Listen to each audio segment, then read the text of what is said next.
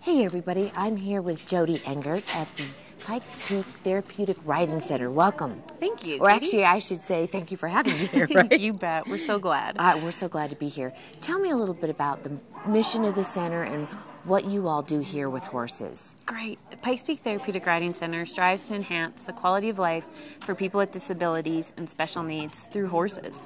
So we are working on wellness goals through the partnership of the horse. Okay, so what kinds of conditions do people have or issues do we human beings have that horses have been found to make our lives better?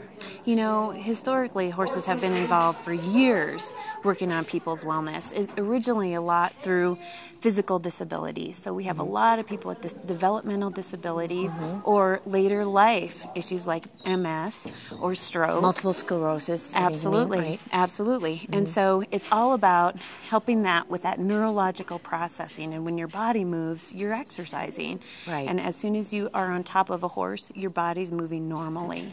Okay. The natural way. So people that don't move normally come to get that normal input. And then they can relearn, and their goals are to walk again or to walk with the use of a walker. Okay. It's easier when you practice the way you're supposed to through the back of a horse. Wow. So it transitions them to their long-term goals So of it's mobility. so it's a physiological almost realignment. Yes. And that they provide. But there's also a mental component that I think is really important to You talk bet. about. And it's significantly increasing in our industry is the use of horses for mental health needs. Right. When Which you we all have- know is such a problem in our society now.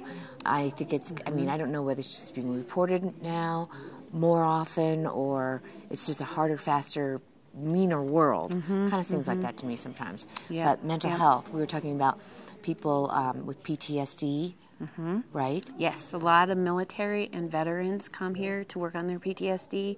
Horses just seem to have the ability to chip away at that emotional brick wall that clients with PTSD build. And we don't have to say anything, we just have to be there to point it out. Right. And other kinds of trauma too.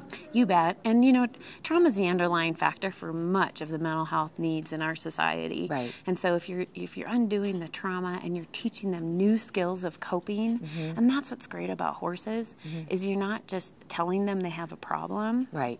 and telling them to fix it, you're practicing skills. Right. They're learning new skills through the partnership with the horse. Right. It's horsemanship, Yeah. but it's people skills. And it's learning relationships. Yes. A relationship with an animal that you can transcend to a relationship with another human being and get over some of the hurt. You bet. So you've got a big operation here, but so it seems like you have everything under control, but do you need volunteers? Yes, we are community dependent. We would not be able to offer this service without the use of volunteers. And many of the people I'm seeing here today are volunteers, is that right? The majority of people you are seeing are volunteers. There's Really? one client in the barn, there's Okay. one staff, and the rest are volunteers. Wow, so, and this is a big facility too. How many acres? We have about 15 here. That's okay, and how many horses? 16. All right, and what kind of, how big is your clientele, would you say? Right now we're serving around 150 clients a week. And A it's week? half of the physical disability side and half on the mental health side. Okay, and I would say that the mental health side is going to just increase more Yes. and more.